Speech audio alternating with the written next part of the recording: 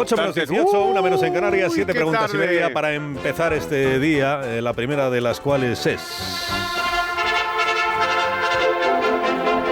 ¿Estamos seguros de que Franco ha muerto 50 años después de su muerte? Sí, la segunda.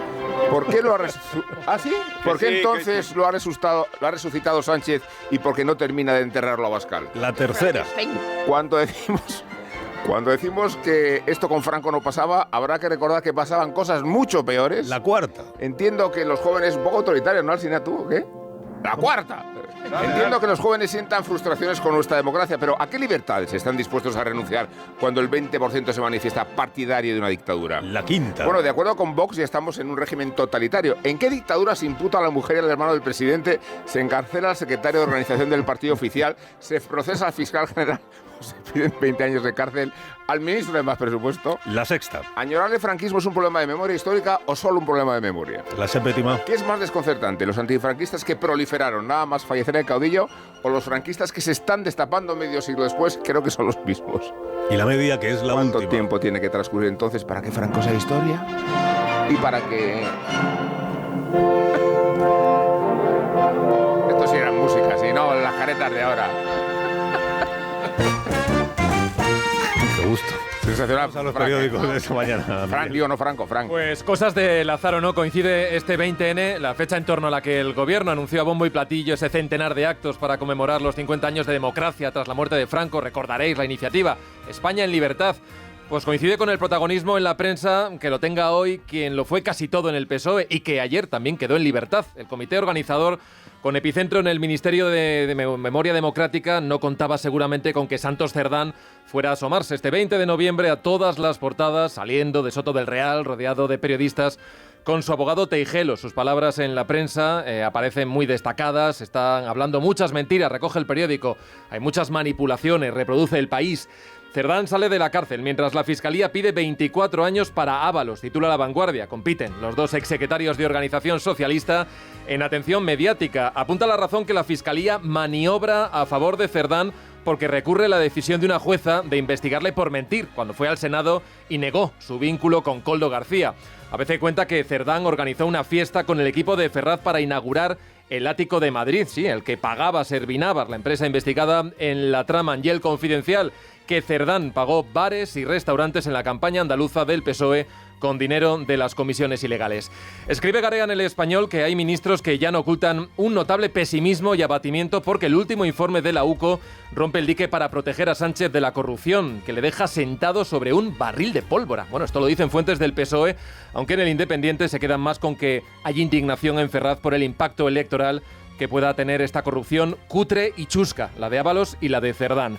En El Mundo destacan que el gobierno adaptó la visita a Rabat al pelotazo de Cerdán. Explican cómo el jefe de protocolo de Ábalos diseñó la agenda para colar ahí al dirigente socialista en reuniones clave con los ministros marroquíes. Unos cuantos periódicos también le dedican hoy sus editoriales a este asunto. El del País, que no pasa por alto la presunta trama corrupta que afecta al PP en Almería, señala la ausencia de controles en el PSOE, reclama transparencia y concluye diciendo que la sociedad no entendería que se intentara restar importancia a este caso. Y La Razón habla de estupefacción en el partido, es su tema de apertura, pero por otra derivada. El PSOE conocía el rol de fontanero de Hernando. Los socialistas asisten al goteo de sus cloacas, en la que ya algunos sitúan al ministro Óscar López y a su número 2, o sea, a Antonio Hernando.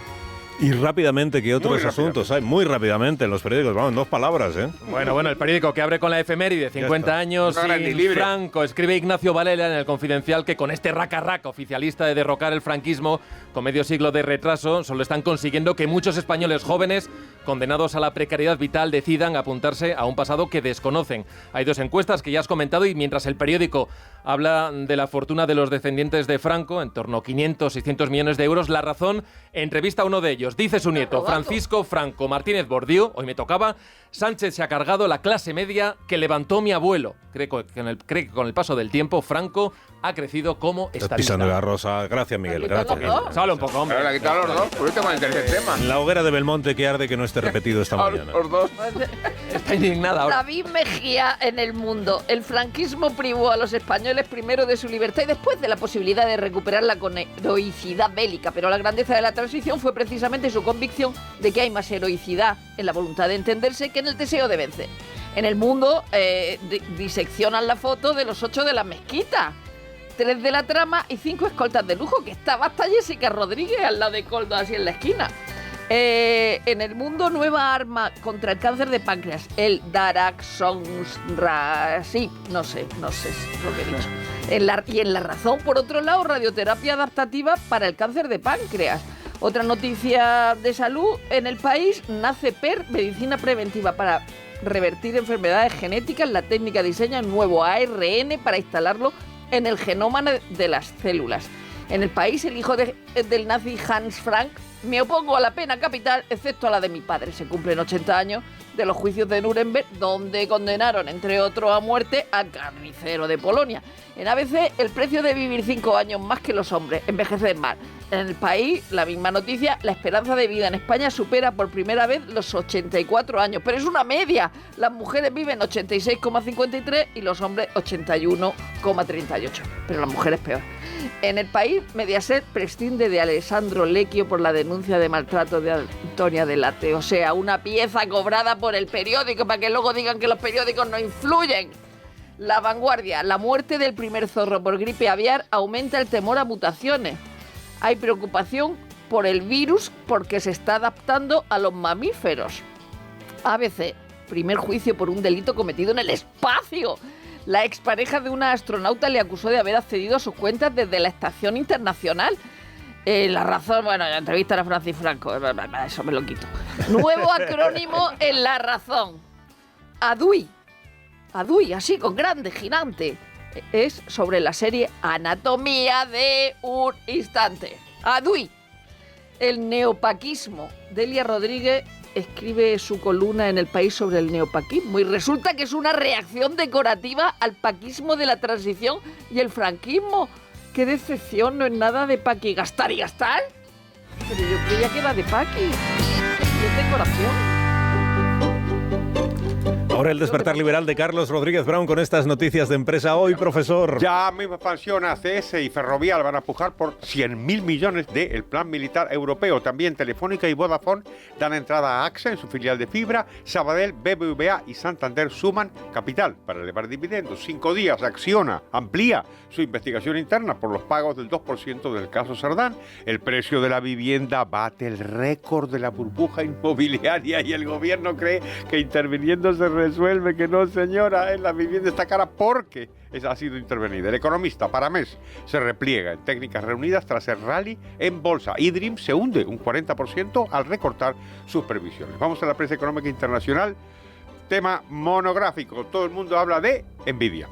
Dice Wall Street Journal, pues se han disparado los beneficios de Nvidia. Ha tranquilizado esto a los inversores a propósito del auge de la inteligencia artificial. Entonces vamos ahora al análisis que hace la columna Lex. De entrada, dice Lex, es francamente improbable que una empresa con unos ingresos de 200.000 millones de dólares por año pueda crecer a una tasa del 60%, y sin embargo esas son las fantásticas cifras de Nvidia que hemos conocido ayer miércoles. Claro, pero dice la columna Lex, claro que Nvidia es un ganador de la tecnología esta de la inteligencia artificial, pero también está singularmente expuesta al cambio en las expectativas. Por lo tanto, concluye, la supremacía de Nvidia es un arma de doble filo.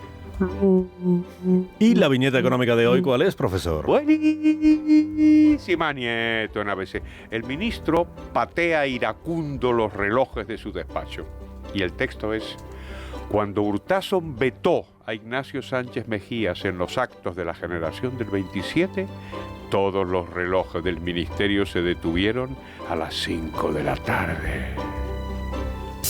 Desde la denominación de origen Rueda nos animan a compartir momentos irrepetibles con personas únicas, porque compartir es vivir, compartir es Rueda, con Félix José Casillas. De los 20N y de la transición, de la defunción de la fase de clasificación para el Mundial al camino hacia una nueva jornada de Liga, mañana va a ser un día importante en la Comunidad Valenciana. 2 formaciones unidas pero separadas por los puntos, porque mañana se enfrentan Valencia y Levante. 20N o los 20 nombres. Seguro que el seleccionador Luis de la Fuente sabe lo que tiene en su carpeta roja para el Mundial, pero en los 7 meses de transición hasta el mes de junio solo se va a hablar de medidas cautelares y de ausentes. Ha ABC se atreve con 20 nombres fijos. El País habla de certezas e incógnitas y el AS se atreve con una encuesta de la que sale que el jugador favorito, el más votado, es Cucurella, seguido de Carvajal y de Oyarzábal. Y de los que no han estado, se dice que España, la afición, pide al portero azulgrana Joan García, al defensa madridista Álvaro Carreras y al bético a Isco.